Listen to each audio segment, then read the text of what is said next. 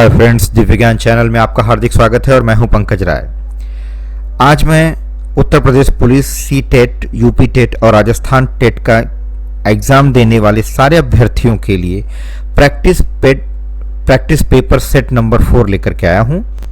इसमें कुल मिलाकर के 30 प्रश्न इंक्लूड किए गए हैं हमेशा की तरह से, लेकिन आज की प्रश्न इस प्रैक्टिस पेपर सेट में जो ये 30 प्रश्न हैं वे बाकी के जो सेट्स हैं उनसे अलग हैं, क्योंकि ये अलग चैप्टर पर डिपेंड हैं। इसलिए मैं सारे अभ्यर्थियों से रिक्वेस्ट करूंगा कि वे इस वीडियो को पूरे अंत तक देखें ताकि उन्हें अच्छे से अच्छी जानकारी मिल सके और अच्छी प्रैक्टिस हो सके। और मुझे उम्मीद है कि अगर आप इस वीडियो को पूरा अंत तक देखेंगे तो आपको अच्छी सफलता मिलेगी। चलिए, पहला प्रश्न है, क्रिया किसे कहते हैं? तो आप जानते हैं मित्रों कि क्रिया वह शब्द होता है जो किसी कार्य के करने या होने का बोध कराता है। तो इस दृष्टिकोण से अगर हम देखें तो ऑप्शन सी सही है।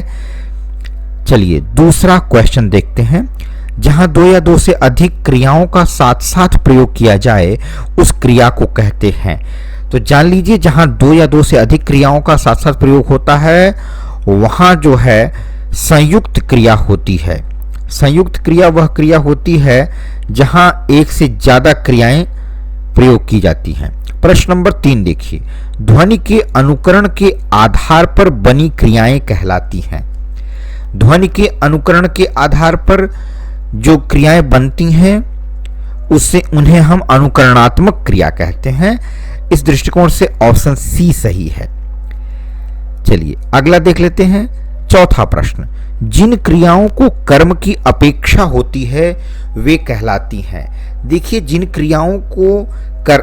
क्रियाओं के साथ में कर्म प्रयोग किया जाता है या जिनमें कर्म जरूरी होता है, ऐसी सारी क्रियाओं को हम सकर्मक क्रिया कहते हैं। तो चौथे प्रश्न का ऑप्शन ए सही है। अब अगला देख लीजिए, पांचवा प्रश्न, बच्चा जोर जोर से रोया वाक्य में क्रिया का भेद है। अब देख लीजिए, ये जो रोया क्रिया है इसके साथ कोई कर्म नहीं प्रयोग किया गया है। आप सोचते होंगे कि जोर जोर जो है वो कर्म है, लेकिन जबकि ये गलत है, जोर जोर कर्म नहीं है।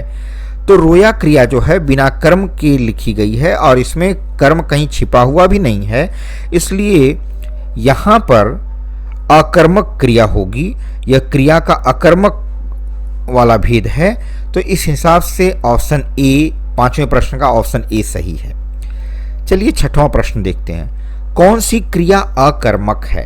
तो देखिए, पढ़ना, सुनना और लिखना, ये जो तीनों क्रियाएं हैं वे किसी न किसी कर्म पर निर्भर रहती हैं, यानी कि इनमें कर्म छिपा होता है। कभी कभी कर्म स्पष्ट तौर पर दिखता है, कभी कभी छिपा भी रहता है। तो ये तीनों क्रियाएं बिना कर्म की नहीं रहती हैं, ये तीनों सकर्मक क्रियाएं हैं। लेकिन जागना, उसमें किसी कर्म की जरूरत नहीं पड़ती, तो इस हिसाब से जागना अकर्मक क्रिया है। तो प्रश्न संख्या 6 का ऑप्शन डी सही है। अगला प्रश्न देख लेते हैं। कौन सी क्रिया सकर्मक है? उठना, आना, करना, बैठना। तो देखिए, उठना, आना और बैठना ये तीनों क्रियाएं जो हैं वे अकर्मक क्रिया हैं, लेकिन करना जो क्रिया है वह सकर्मक क्रिया है, क्योंकि जब भी करना क्रिया लिखी जाएगी तो उसके साथ या तो कोई कर्म स्पष्ट तौर पर दिखेगा और नहीं तो अप्रत्यक्ष रूप से वो प्रयोग किया जाएगा, यानी कर्म को गौण रूप से कहीं न कहीं जरूर समाहित किया जाएगा। चलिए, 8वां प्रश्न देख लेते हैं। क्रिया के जिस रूप से बीते हुए समय का बोध हो उसे कहते हैं। अब देख लीजिए, अब तक के जो 7 प्रश्न थे वे सब क्रिया के ऊपर आधारित थे, यानी क्रिया वाले चैप्टर से थे। लेकिन अब जो प्रश्न आ गए हैं वे प्रश्न काल वाले चैप्टर्स पर आधारित हैं। तो यहां से हम देखते हैं प्रश्न का जो स्वरूप है वो बदलना चालू हो गया है। अब ये नए चैप्टर से दिया गया है। क्रिया के जिस रूप से बीते हुए समय का बोध होता है उसे हम भूतकाल कहते हैं। तो 8वें प्रश्न का सी ऑप्शन सही है।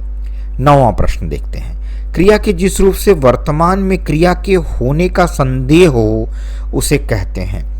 वर्तमान में अगर क्रिया के होने का संदेह रहेगा तो उसे हम संदिग्ध वर्तमान कहते हैं।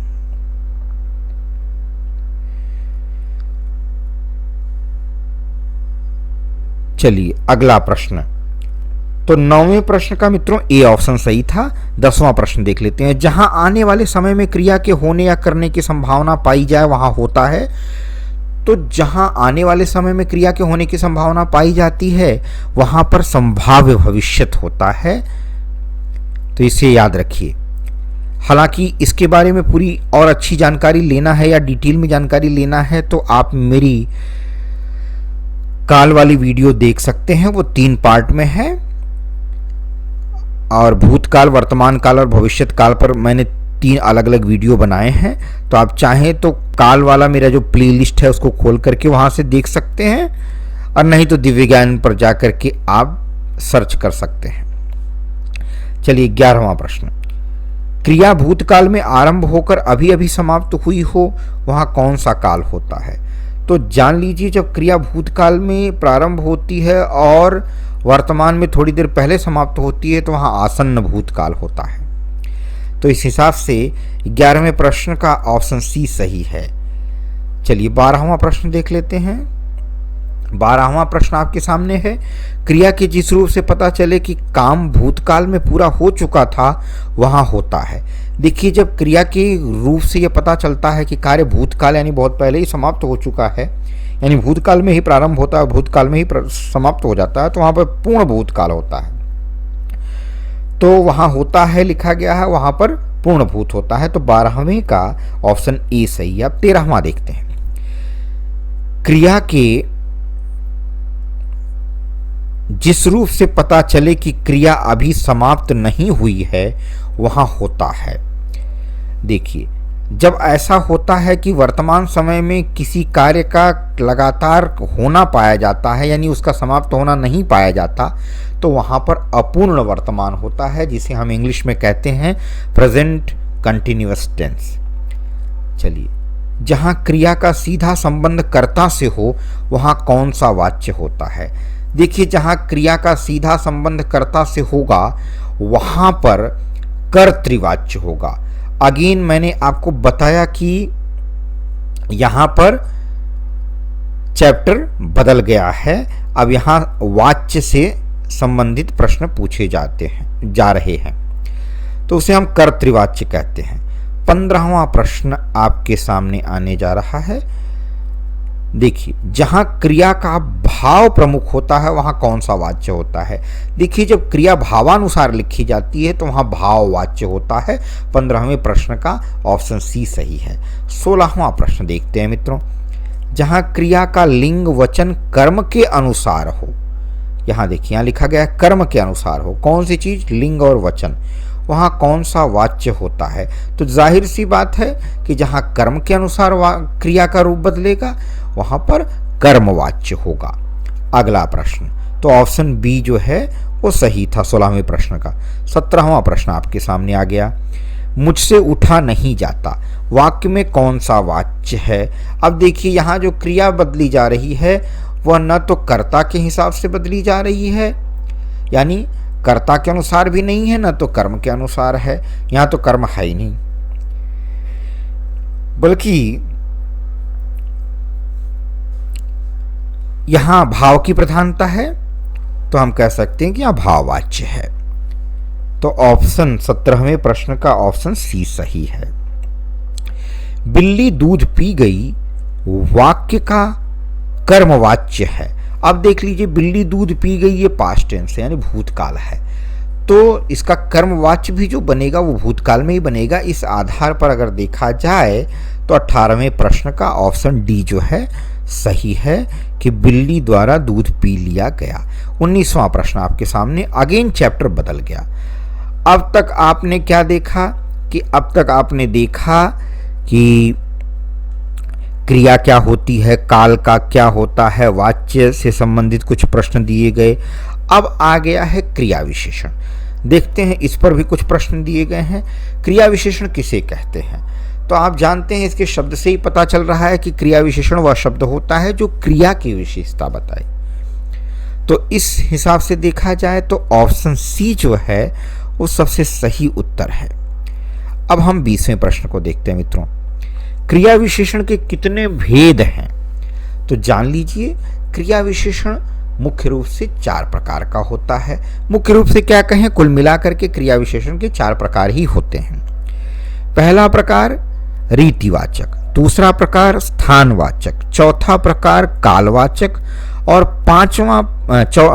तीसरा प्रकार जो है वो कालवाचक और चौथा प्रकार जो है वह है परिमाणवाचक। तो ये 4 प्रकार कौन कौन से हो गए, एक बार फिर से मैं रिवाइज कर देता हूं। पहला हो गया रीतिवाचक, जिसको हम कहते हैं एडवर्ब ऑफ मैनर। दूसरा एडवर्ब ऑफ प्लेस यानी स्थानवाचक क्रिया विशेषण।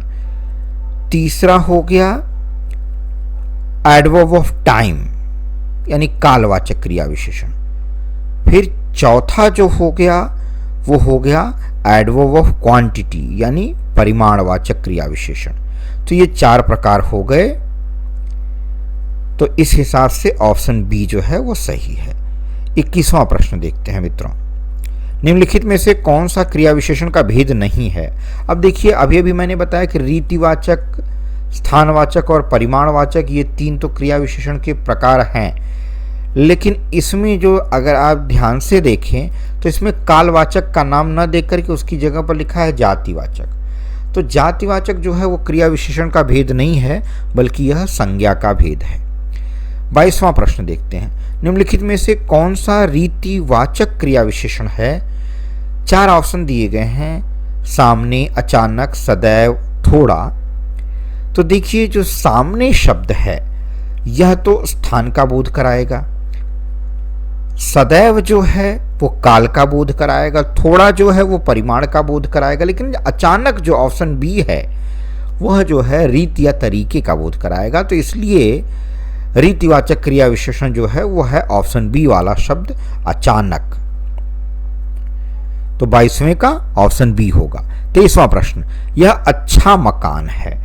अब देख लीजिए, मकान शब्द संज्ञा है और इसकी विशेषता बताने के लिए शब्द लिखा गया अच्छा, जिसको रेखांकित किया गया है। तो वाक्य में जो ये रेखांकित पद है वो क्या है? वो संज्ञा है, सर्वनाम है, क्रिया है या विशेषण है? तो आपने देखा कि यहाँ संज्ञा की विशेषता बताने के लिए अच्छा शब्द प्रयोग किया गया है, इसलिए अच्छा शब्द जो हो जाएगा वो हो जाएगा विशेषण। तो 23वें प्रश्न का ऑप्शन डी सही है। 24वां प्रश्न देखते हैं मित्रों। तुम कहाँ जा रहे हो? वाक्य में रेखांकित पद है।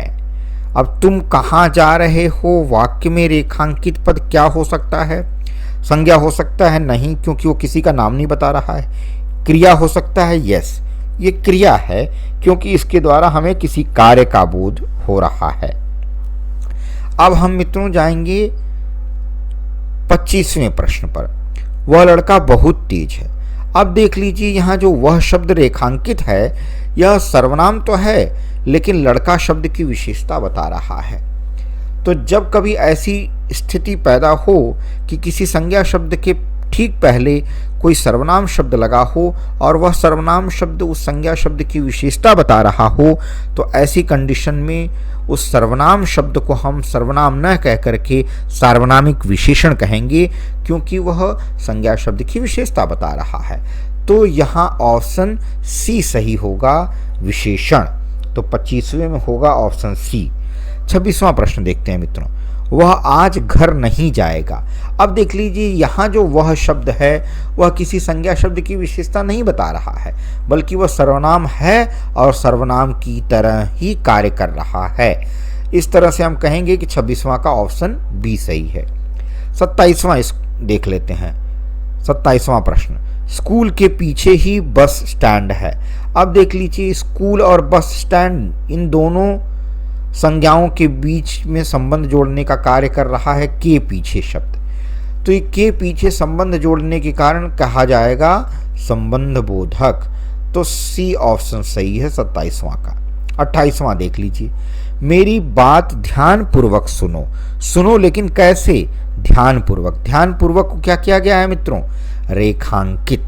तो इस रेखांकित पद का क्या परिचय होगा? इसका परिचय ये होगा कि ये कौन सी चीज का कार्य कर रहा है?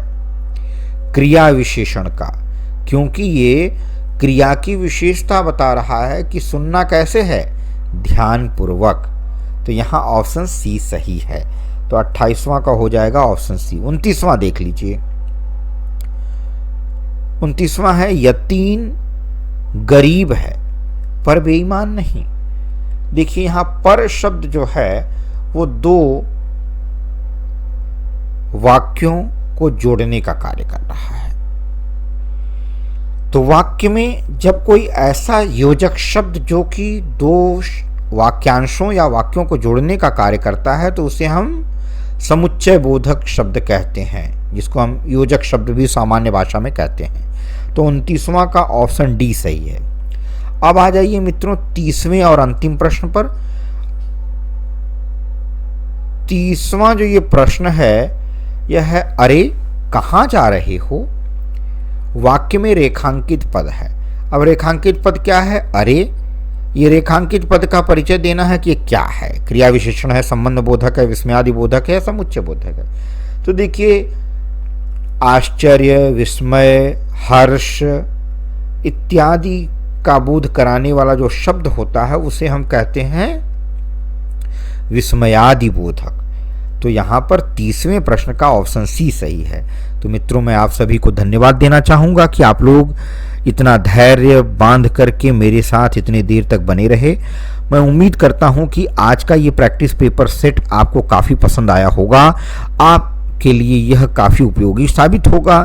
आप इसी तरह से मेरा हौसला बढ़ाते रहेंगे। मेरे वीडियो को लाइक करिए, शेयर करिए ज़्यादा से ज़्यादा अपने मित्रों, दोस्तों, सगे संबंधियों, रिश्तेदारों तक।